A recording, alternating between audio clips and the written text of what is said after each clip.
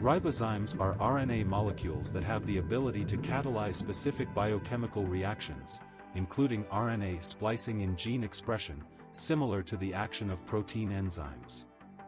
Researchers who are investigating the origins of life through the RNA world hypothesis have been working on discovering a ribozyme with the capacity to self-replicate, which would require it to have the ability to catalytically synthesize polymers of RNA.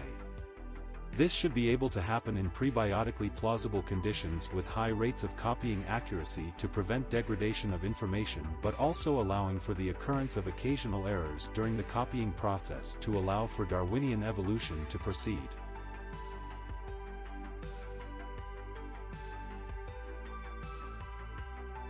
A protocell is a self-organized, endogenously ordered, spherical collection of lipids proposed as a stepping stone toward the origin of life. A central question in evolution is how simple protocells first arose and how they could differ in reproductive output, thus enabling the accumulation of novel biological emergences over time, biological evolution. Although a functional protocell has not yet been achieved in a laboratory setting, the goal to understand the process appears well within reach. Compartmentalization was important in the origins of life. Membranes form enclosed compartments that are separate from the external environment, thus providing the cell with functionally specialized aqueous spaces. As the lipid bilayer of membranes is impermeable to most hydrophilic molecules, cells have membrane transport systems that achieve the import of nutritive molecules as well as the export of waste. It is very challenging to construct protocells from molecular assemblies. An important step in this challenge is the achievement of vesicle dynamics that are relevant to cellular functions, such as membrane trafficking and self-reproduction, using amphiphilic molecules. On the primitive Earth, numerous chemical reactions of organic compounds produced the ingredients of life.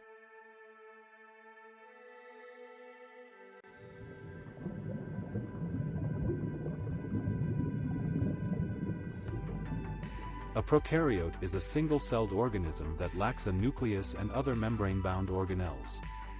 Besides the absence of a nucleus, prokaryotes also lack mitochondria, or most of the other membrane-bound organelles that characterize the eukaryotic cell. It was once thought that prokaryotic cellular components within the cytoplasm were unenclosed, except for an outer cell membrane, but bacterial microcompartments, which are thought to be simple organelles enclosed in protein shells, have been discovered, along with other prokaryotic organelles. Molecular studies have provided insight into the evolution and interrelationships of the three domains of life. The division between prokaryotes and eukaryotes reflects the existence of two very different levels of cellular organization. Only eukaryotic cells have an enveloped nucleus that contains its chromosomal DNA, and other characteristic membrane-bound organelles including mitochondria. Distinctive types of prokaryotes include extremophiles and methanogens. These are common in some extreme environments.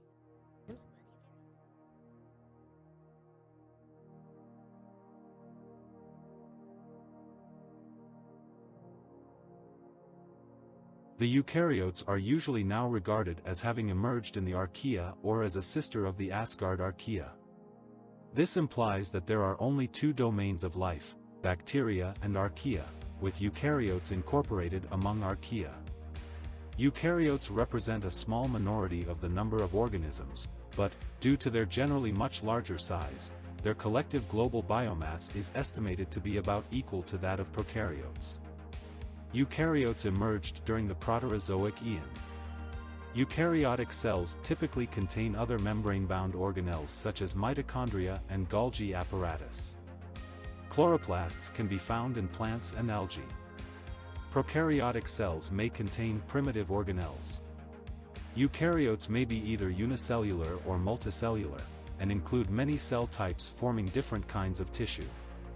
In comparison, prokaryotes are typically unicellular. Animals, plants, and fungi are the most familiar eukaryotes. Other eukaryotes are sometimes called protists.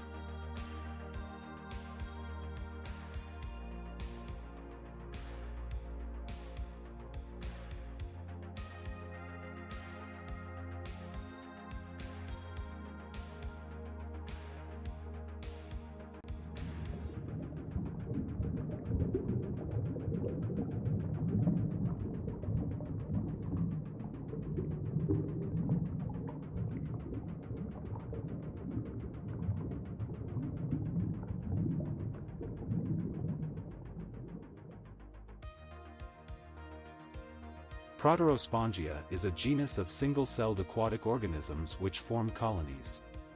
It is of interest to scientists studying the mechanisms of intercellular signaling and adhesion present before animals appeared.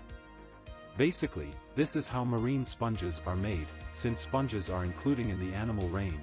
At this stage we divers from plants, but not from mushrooms yet. A common characteristic of opisthecons is that flagellate cells, such as the sperm of most animals and the spores of the chytrid fungi, propel themselves with a single posterior flagellum. It is this feature that gives the group its name. In contrast, flagellate cells in other eukaryote groups propel themselves with one or more anterior flagella. However, in some opisthecont groups, including most of the fungi, flagellate cells have been lost. Their characteristics include synthesis of extracellular chitin in exoskeleton, cyst spore wall, or cell wall of filamentous growth and hyphae, the extracellular digestion of substrates with osmotrophic absorption of nutrients, and other cell biosynthetic and metabolic pathways.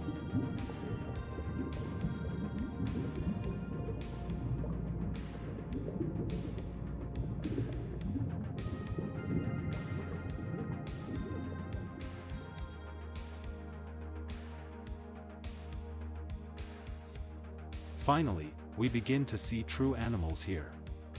Some phylogenists once speculated the sponges and eumetozoans evolved separately from different single-celled organisms, which would have meant that the animal kingdom does not form a clade. However, genetic studies and some morphological characteristics, like the common presence of choanocytes, now unanimously support a common origin. It has been suggested that one type of molecular clock and one approach to interpretation of the fossil record both place the evolutionary origins of eumetozoa in the Ediacaran. However, the earliest eumetozoans may not have left a clear impact on the fossil record, and other interpretations of molecular clocks suggest the possibility of an earlier origin.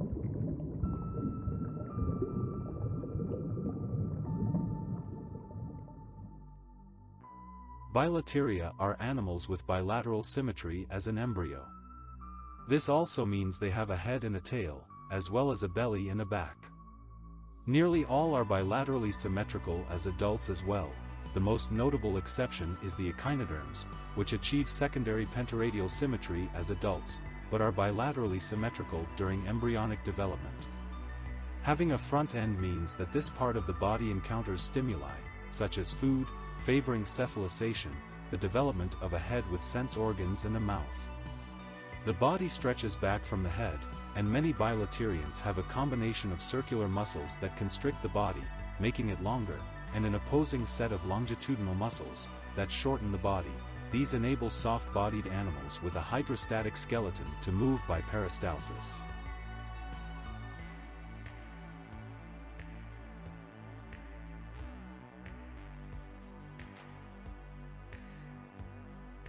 Nephrozoa is a major clade of bilaterians, divided into the protostomes and the deuterostomes, containing almost all animal phyla and over 1 million extant species. These animals have Hox genes, a sequence of genes aligned along the body's length. Each is expressed in a body segment and activities the genes corresponding to its structures. Mutations in the Hox genes alter the large-scale body architecture without having to change each single eye. The muscles are longitudinal and circular, so they can change the body proportions while overall volume is conserved by inner fluid. Also, these organisms have an obligate sexual reproduction with separate sexes. Food enters through mouth in the front of the organism, and waste leaves through anus in the rear.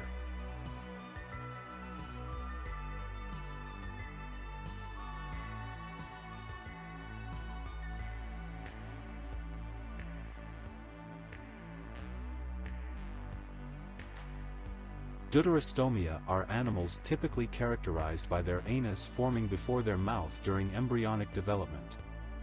The group's sister clade is Protostomia, animals whose digestive tract development is more varied.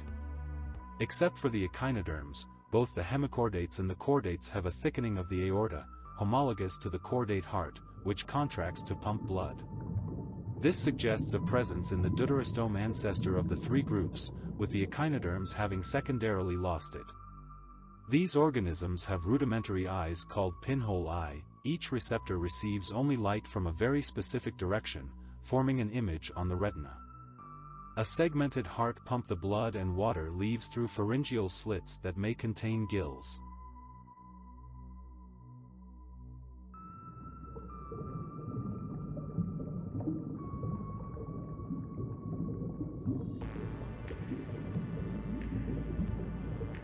All chordates possess, at some point during their larval or adult stages, 5 synapomorphies, or primary physical characteristics, that distinguish them from all the other taxa.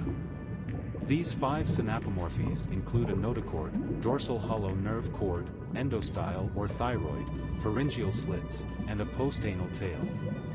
The name comes from the first of these synapomorphies, the notochord, which plays a significant role in chordate structure and movement.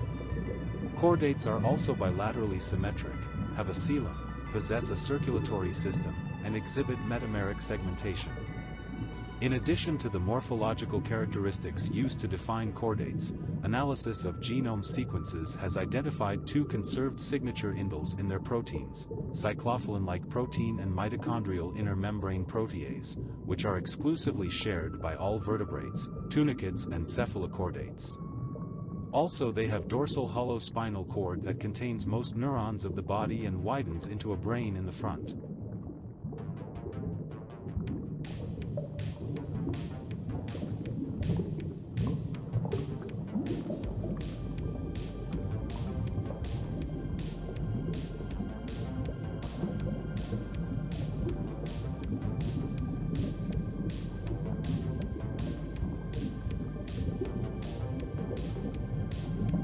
All vertebrates are built along the basic chordate body plan, a stiff rod running through the length of the animal, with a hollow tube of nervous tissue above it and the gastrointestinal tract below. However, the notochord is segmented by vertebrates made of bone or cartilage. There is a possible factor of the Cambrian explosion, more oxygen, more carbonate and phosphate for skeletons, supercontinent breakup, depletion of thick bacterial mats, arms race with predators, multiplication of Hox genes. The blood begins to turn red while hemoglobin carries oxygen and kidneys appear, this organ composed of nephridia filter blood and expel its waste as urine. A more active lifestyle requires more food, capturing it with cilia and mucus insufficient. A muscular pharyngeal pump draws water into mouth and out through hills. These animals have camera eyes with a cornea, the lens focuses light on the retina, forming a distinct image.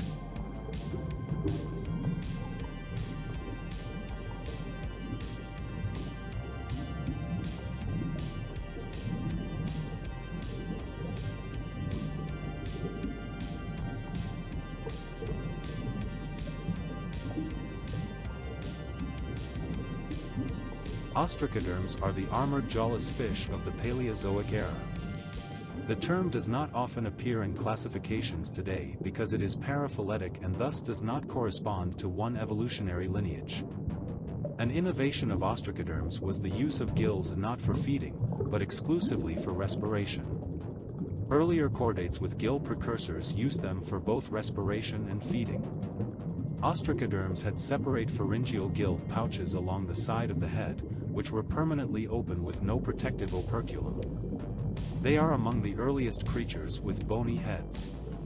The microscopic layers of that shield appear to evolutionary biologists, like they are composed of little tooth-like structures.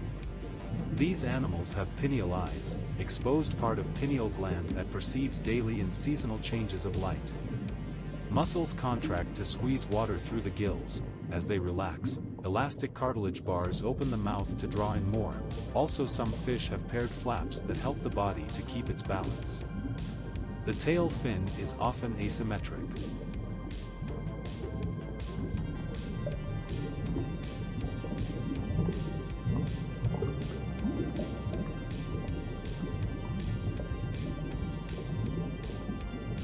Gnathostomata are the jawed vertebrates. Gnathostome diversity comprises roughly 60,000 species, which accounts for 99% of all living vertebrates. Jaw development in vertebrates is likely a product of the supporting gill arches. This development would help push water into the mouth by the movement of the jaw, so that it would pass over the gills for gas exchange. The repetitive use of the newly formed jaw bones would eventually lead to the ability to bite in some gnathostomes. Newer research suggests that a branch of placoderms was most likely the ancestor of present-day gnathostomes.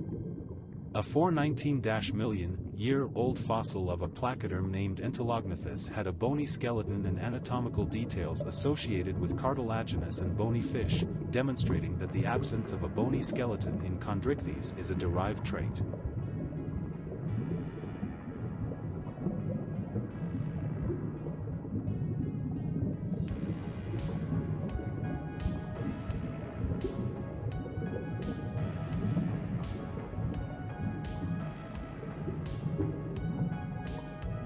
Early lobe-finned fishes are bony fish with fleshy, lobed, paired fins, which are joined to the body by a single bone. The fins of lobe-finned fishes differ from those of all other fish in that each is borne on a fleshy, lobe-like, scaly stalk extending from the body.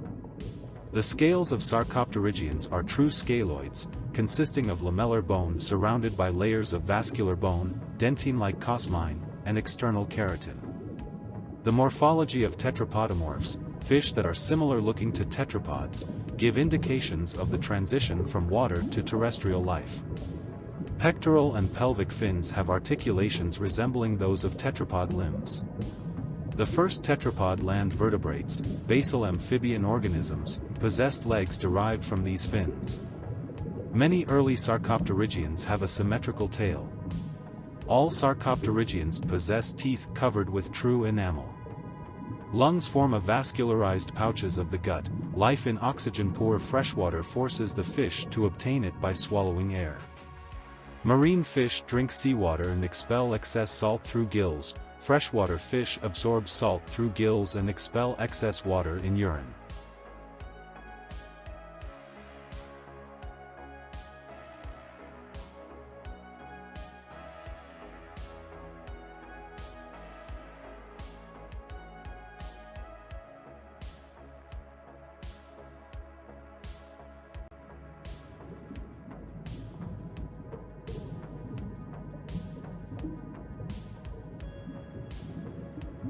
Among the characteristics defining tetrapodomorphs are modifications to the fins, notably a humerus with convex head articulating with the glenoid fossa.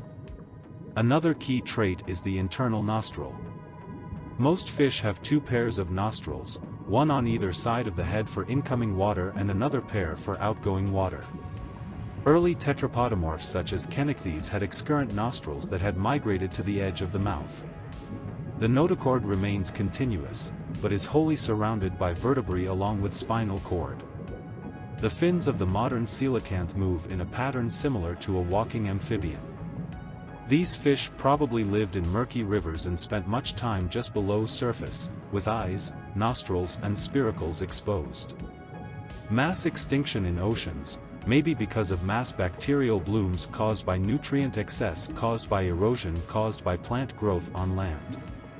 The bacterial blooms depletes oxygen in water. Many aquatic animals adapt to breathe air.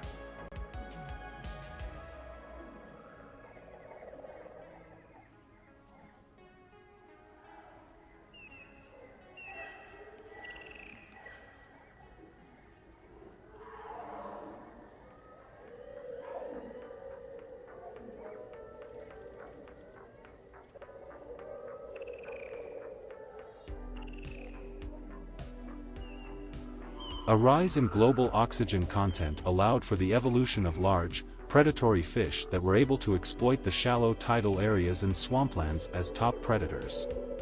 Several groups evolved to fill these niches. The most successful were the Elpistheostygalians. In such environments, they would have been challenged by periodic oxygen deficiency. Being shallow water fishes, the Elpistheostygalians evolved many of the basic adaptations that later allowed the tetrapods to become terrestrial animals. The most important ones were the shift of main propulsion apparatus from the tail fin to the pectoral and pelvic fins, and a shift to reliance on lungs rather than gills as the main means of obtaining oxygen. Both of these appear to be a direct result of moving to an inland freshwater mode of living.